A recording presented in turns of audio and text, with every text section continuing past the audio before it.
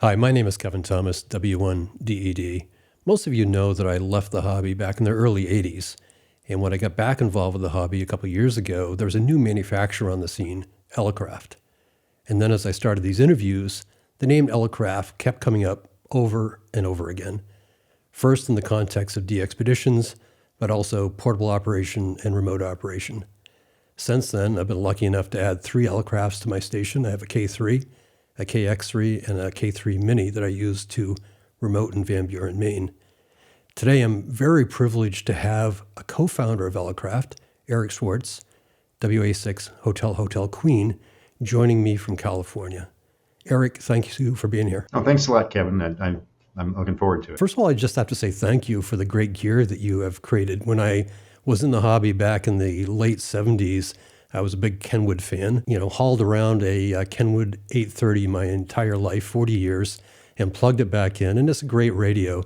But then when I discovered Elecraft and started traveling with it, it really has changed my ham radio life. So thank you.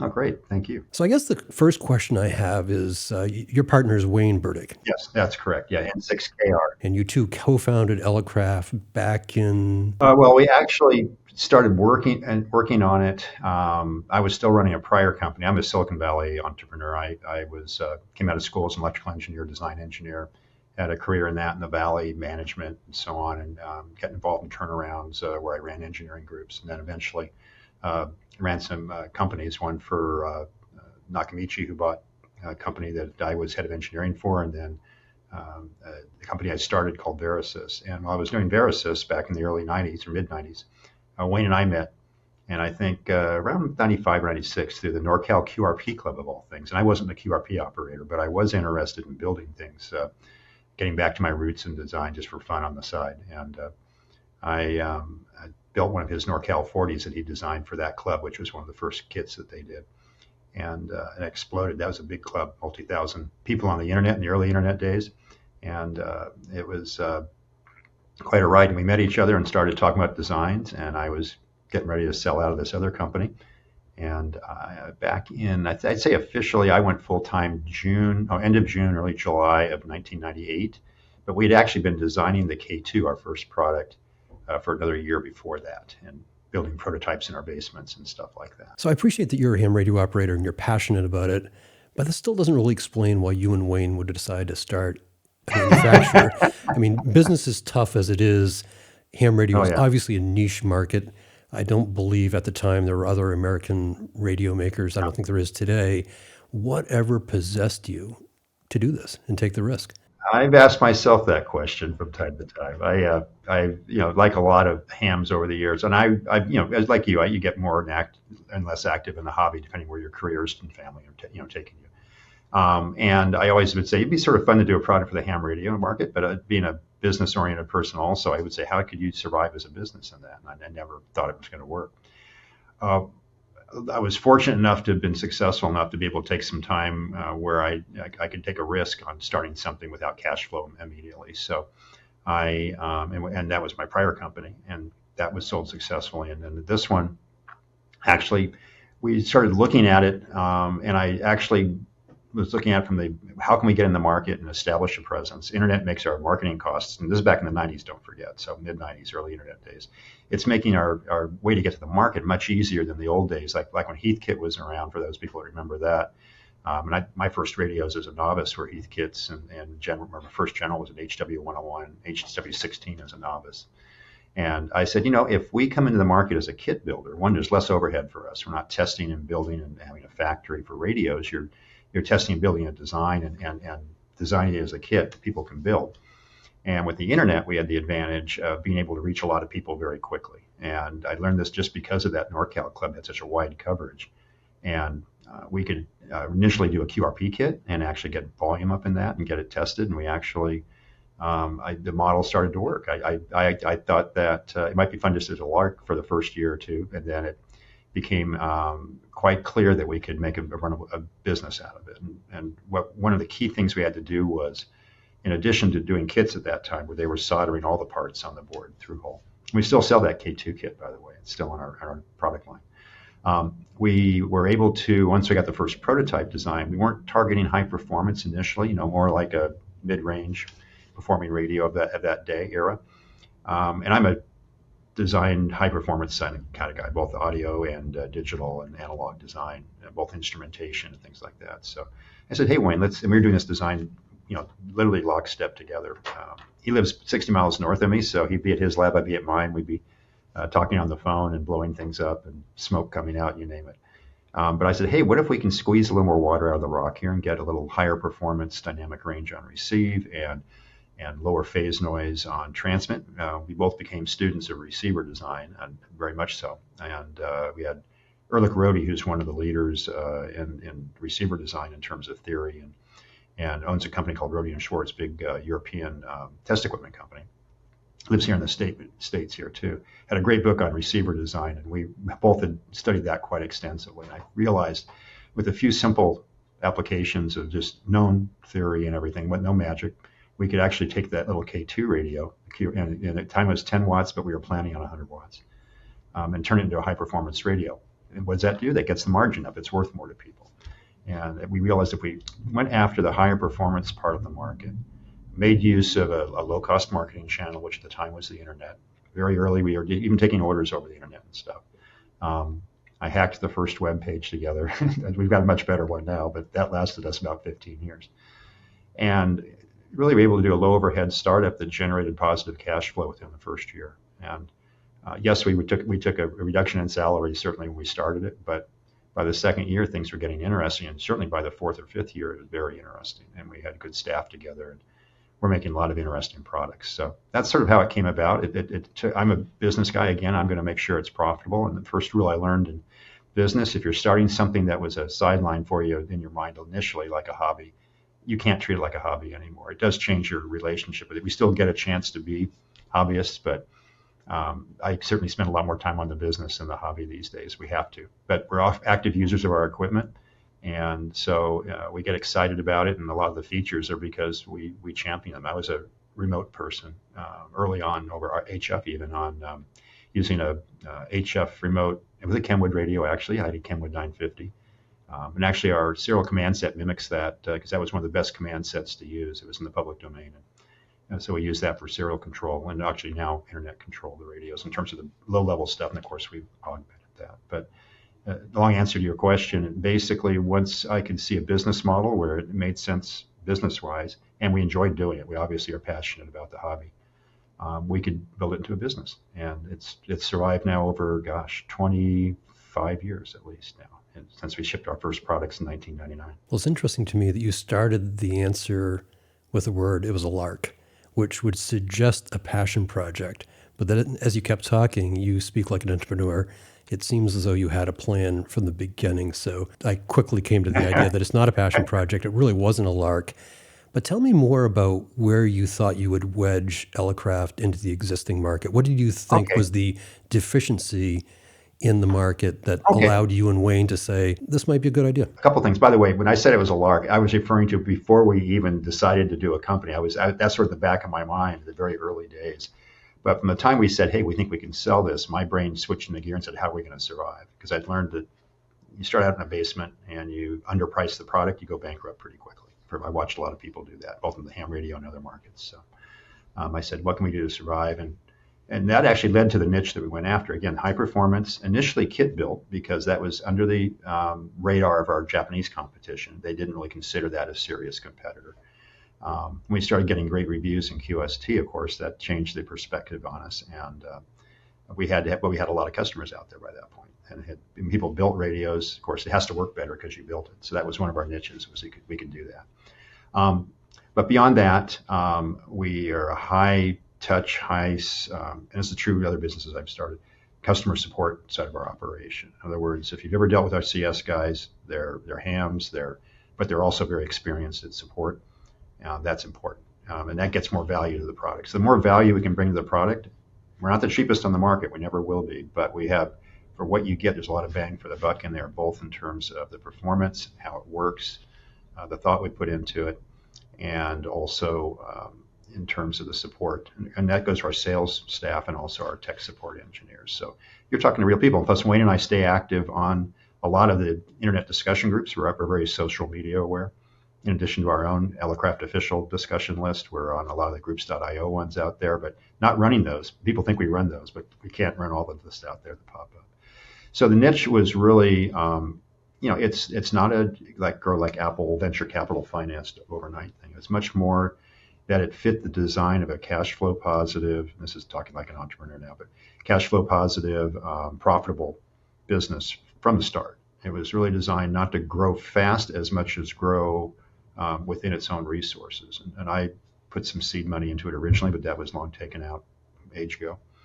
And it just sort of keeps going nicely. And it's a lot of work. I mean, we feel that, but we're still feeling young, I think, so we'll keep doing it for a while yet. But to answer them, going after the market, kit build initially. We've, of course, morphed into our higher end products as you use more surface mount. It's not as practical. The K3, which we introduced in 2007, and I noticed you have one on the shelf there in one of the other views when you were setting up.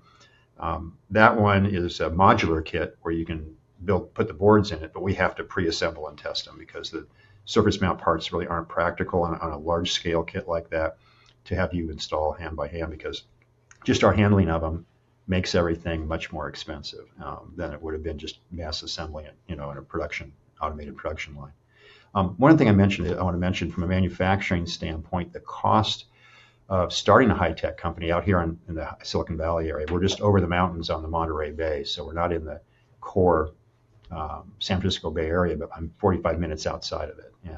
And Wayne lives up on the peninsula in that area. But the factory's down here, so cost of labor is a little more reasonable. But also, we've got resources, turnkey companies that'll assemble the circuit boards for us. I have a purchasing outfit that does a lot of the subcontracting of purchasing. We do that to them. That makes a big difference. We don't have to have as much overhead. And so we could take a little more risk and get that going too. But bottom line is we target people with a high performance product they love to use. And oh, by the way, we give you great support and we try to run it like a business. I want to take you back to the HW101. I also started with that one back in 1977, 1976. Yeah, I started the 16 as a novice in the early mid 80s. I got my novice, I think, in actually 70s, 71, I got my novice license. And then I built shortly afterwards when I got my general, I think a year later, I built the HW101. Carried that for a lot of years with me through college and stuff. Well, I can't take credit for building ours. My dad built that, and he also built a linear, an Heathkit linear. But I guess my question is, since I left the hobby back in the early 1980s, when you started this in 1998, was Heathkit not on the scene any longer? Was there actually an opening in the kit building business? Yeah, they were gone. What had happened is Heathkit had sort of morphed into doing some less hobbyist products. So they were in the early computer stuff, and they'd done some computer IBM PC compatible type stuff, or even pre-IBM PC, I forget which. They actually ended up getting bought, I think in the mid 80s, by Zenith. And so it said Heath Zenith for a long time. Zenith actually, my understanding is, wanted the computer business primarily. They weren't interested in the kit business.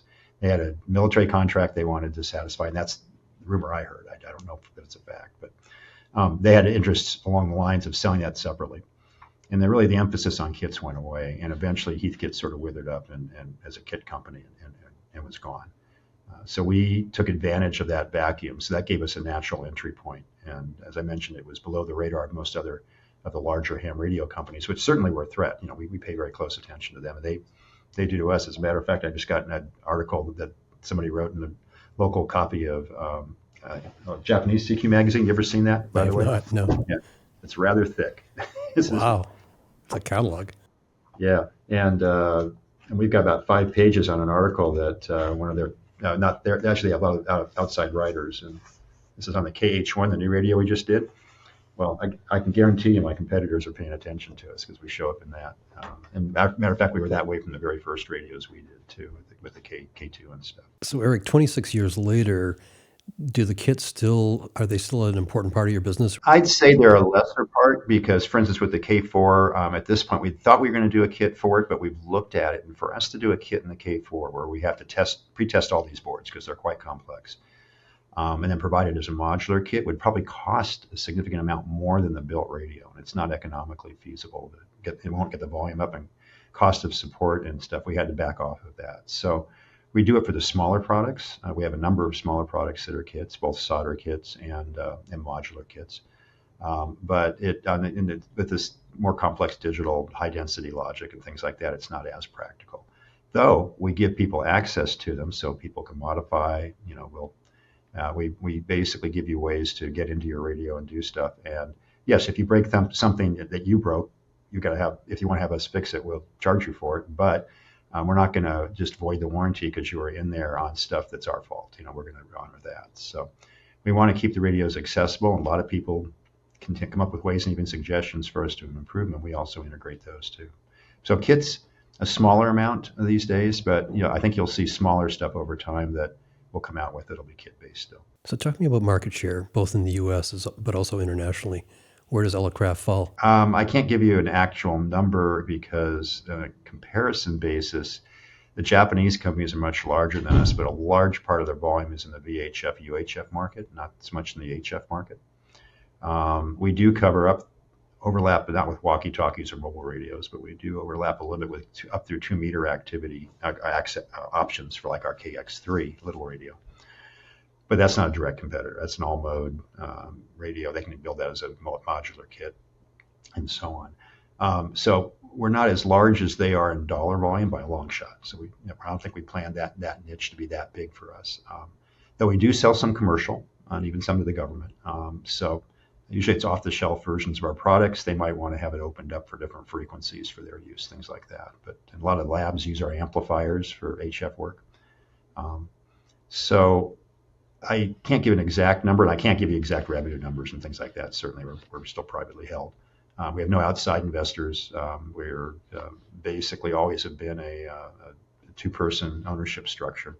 A lot of advisors, and some of which are Silicon Valley titans in their own right, and both technical people and business people that act as sort of a casual kitchen cabinet, and use that phrase. But getting back to your size thing, we're a reasonably good, solid company. We're certainly of the U.S. companies. I think we're both similar sized.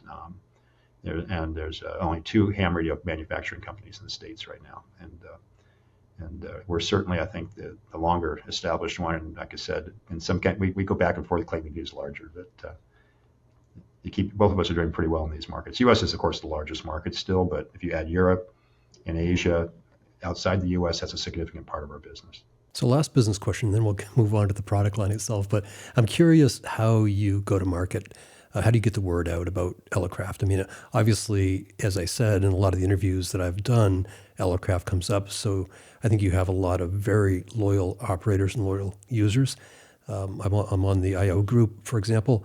But how do you sustain your market share, but also grow your market share? How are you doing that? Well, both of those. Well, going back to the example, even going from the K2, we signed up 100 field testers for the K2 who actually bought product, put money up, bought it. We guaranteed we update any boards that didn't work or whatever it was we had to change. And these guys were great. They were our first, I would call evangelists, true believers, because they loved the product so much. They went out and just told people like crazy. We make use of social media, which is huge. Even back then, there was no Facebook, there was no Twitter or anything like that. They might have been in their nascent, really small stages, but I never really saw them back then. It was all email only discussion lists. It was our bulletin boards, but that and the targeting, like for the QRP stuff that we did. Of course, now we make majority of our product also is 100 watt, or we go all the way up to 1500 watts with our amplifiers. We're by no means a QRP only company, but that leveraged us with those people. And it's word of mouth is huge in any market, and even so today, with internet marketing, word of mouth carries an awful lot of weight. That's why you have influencers and stuff like that. Well, we don't have paid influencers, but certainly we have unpaid influencers in our business. And I'm sure you've met a lot of enthusiastic customers out there that'll probably talk your head off about the product. And that we work really well with that, and we actually support them. We even have ones that go to trade shows that they're maybe smaller than we would be able to go to, and they volunteer, and we provide them with literature and sometimes demo equipment if they want, and we've helped out on that. So we can leverage quite effectively that way. We of course advertise through magazines like QST and so on, and we're active with EHAM and QRZ are probably the 2 most effective, and they'll love me saying this, but online effective advertising schemes out there, because you've got QRZ, which is great for looking up call signs and getting, of course, they have all sorts of bulletin boards of their own, and it's QRZ.com. And eham.net is similar, but has a lot of other different things on it. And they have a very good review section. And so both of those are very active, and we advertise on those too. So really reaching customers that way. And of course, by doing talks like I'm doing with you right now, I go out in person and do a lot of talks to clubs. And I also give talks at a lot of shows. I'll be giving one at the Visalia DX convention coming up, the International DX convention in April. Oh, good. I'll see you in Visalia. I intend to be there. Super. So one of the things I love about the product line, clearly you and Wayne are enthusiasts yourself. It sounds like you operate your own radios, you test them.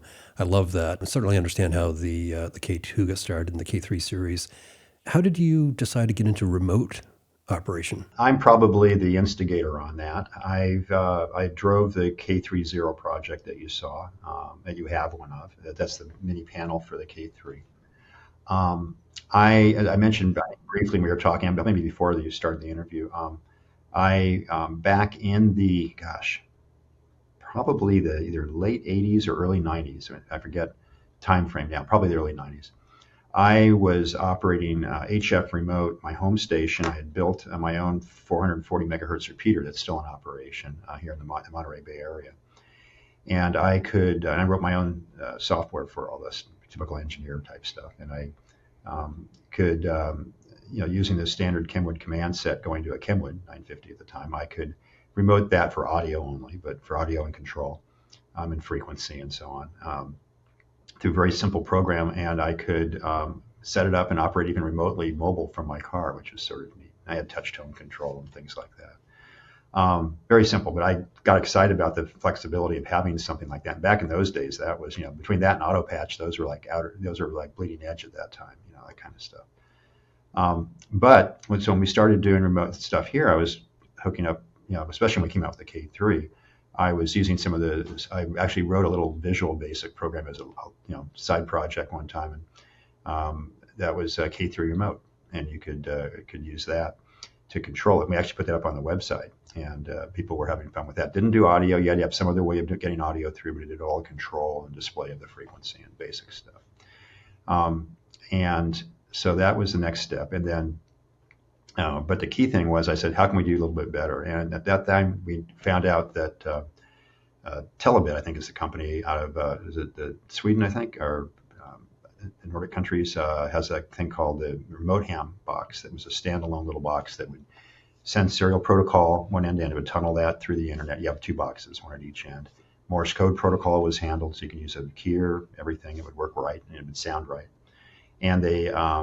It goes to audio control, keyer, buffering. It was a pretty good package, and people were using that with just software programs and so on. We wanted to do make it feel like a radio. I thought to myself, I said, hey, we can mimic K3 exactly that way. Use them as the transport. So we had developed the K30 front end, or K3 Mini, whichever way you want to call it.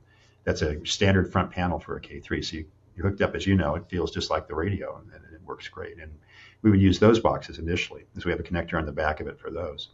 But I also hired a support engineer while I was developing that. Brandon Hansen, KG6YPI, had developed the Remote Hams website that has free client and host software that runs on Windows that lets you audio transport, everything. He had built that in. So I got him on board initially as a tech force, but I found out how good he was at software that I promoted him. He was one of our leading software engineers on the K4 also. Matter of fact, most of the K4 remote protocol he designed. But he designed the whole remote ham stuff probably over 15 or more years ago. And he was just a wonderful add to go through and do the K4 remote stuff, both how the K4 works and so on. But in the K3 stuff, he was the program manager, engineering manager, not manager, but project leader for the K30. I mean, he made sure, Wayne designed the sheet metal and the look and feel of it. He and Wayne worked together on the UI in terms of how it looked on the LCD display to make sure we got that exactly the same. And then we made it so it also worked over USB with his remote hams stuff. So you literally have a one cable solution over to a laptop on your client side, and then log in from your hotel room with it. And I'm not sure which way you're using it, but that then at the other side you have another PC. It's basically a server. You have that running. It can be a laptop. I had a small laptop that went to my K3. I would demo at shows with that. I even later had a video capture going into that one of my laptop PCs that I could remote desktop to see the PAN adapter on the K3. It was sort of cool. But that said, that's my background and the remote stuff. And the K4, we are doing exactly the same thing, except what you can sort of see, not zoomed in, I apologize, behind me is an active K4 that looks like it's on the air, but it just has an Ethernet connection to my home from the office here. And I can control the station, and you can't tell playing with the radio that you're not on a live K4 with the antennas and hooked up to the back and everything. So it mimics everything exactly the same end to end. And that's sort of our goal, is to give you a real touchy feel.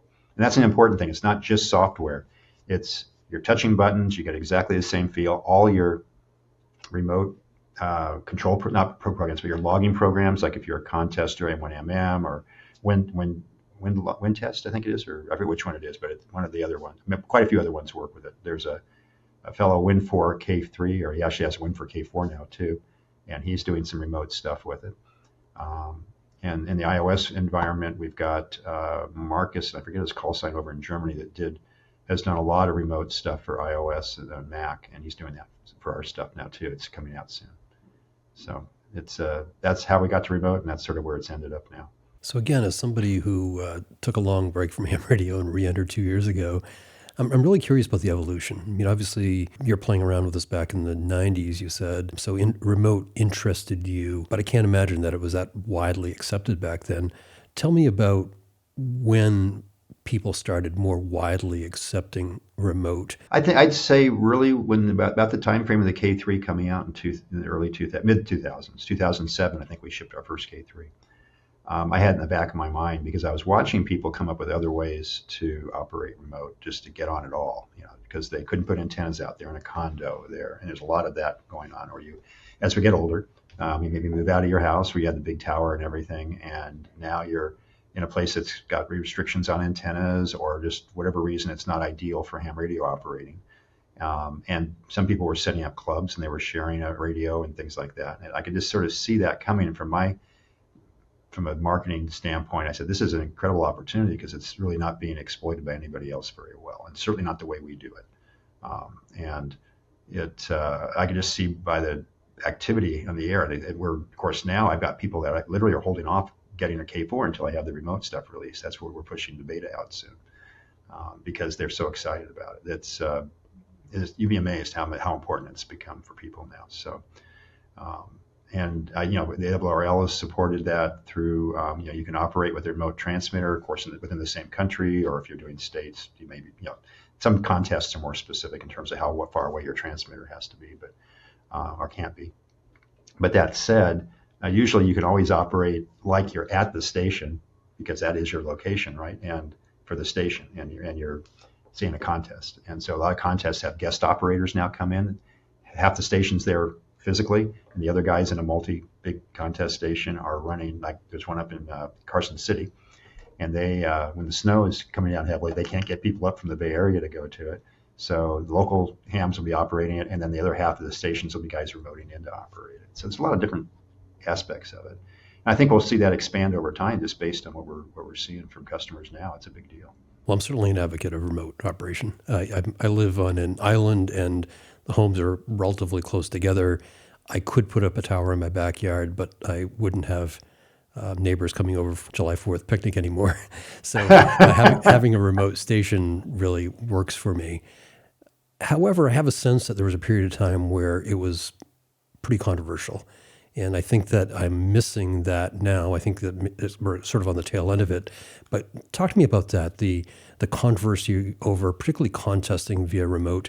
What was your experience with that? There was, but it actually, even I think it was more that people trying to figure out, people could take it. They did change the contest rules in a way that you couldn't take advantage of it, like by operating remote from Europe and US at the same time, or in a contest, or having your East Coast station and your West Coast station. I think there's limitations in most of those contests on that, for that operation. But like I mentioned, if you are having remote guest operators at a contest station, it could just be two of you. It could be you and your buddy operating multi-2, or whatever you want to call it. and I'm not a super big contester, so I can get my terms wrong here. We do have a couple of big ones working for us, and a lot in our field tester group.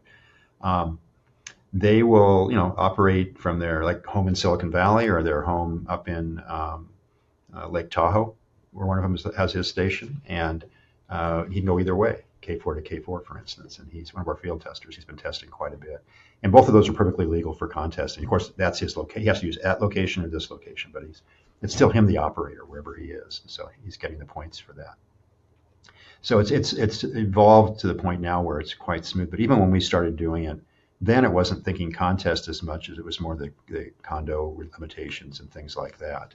I was very aware of the contest stuff, but it's pretty well settled out. I mean, obviously, I'm sure there's cases people abuse it and stuff, but you see that in all the different ways. Guys running 10 kilowatts in contests and stuff that shouldn't be happening. So, this is a hobby, and it's not, you're not getting paid for it. It is, I think, on the operators, what they make with the hobby. I hope they don't take advantage of it, because to me, that's a waste.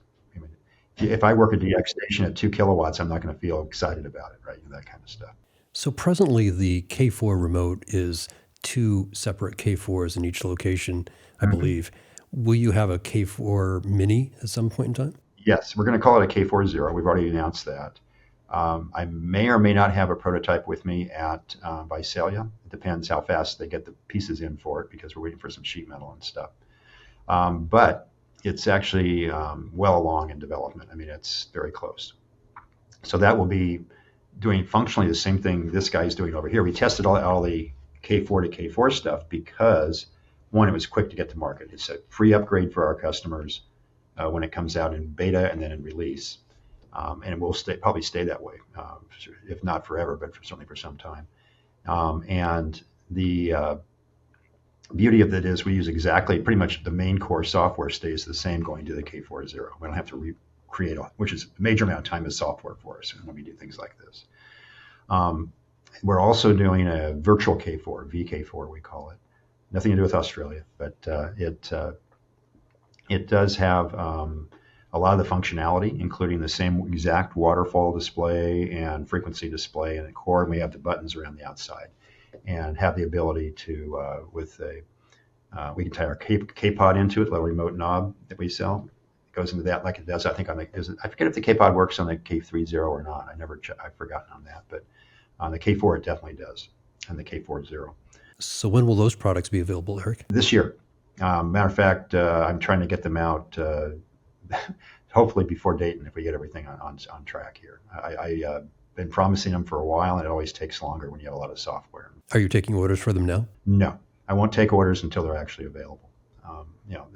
The case of the software, it'll be out, and then you'll purchase it. It won't be terribly expensive, but it's not going to be $25 or something like that. In the case of the K4, K4 to K4 stuff, no charge. And of course, that's an expensive way to do it. But there are people with 2 K4s. They have a vacation home and they have another place. And we're seeing a lot of people that use them for, their friends. They share the radio with their friends, by the way, too. They'll say, hey, listen to this on this one, or you can use my antenna.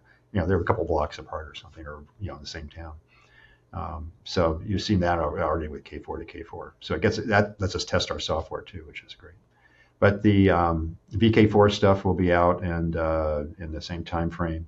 And then we're also encouraging a lot of other people to write software too, where you have software-only apps. So Marcus, the fellow in Joy mentioned, is working on, I believe, Mac and iOS, probably both phone, tablet, and desktop.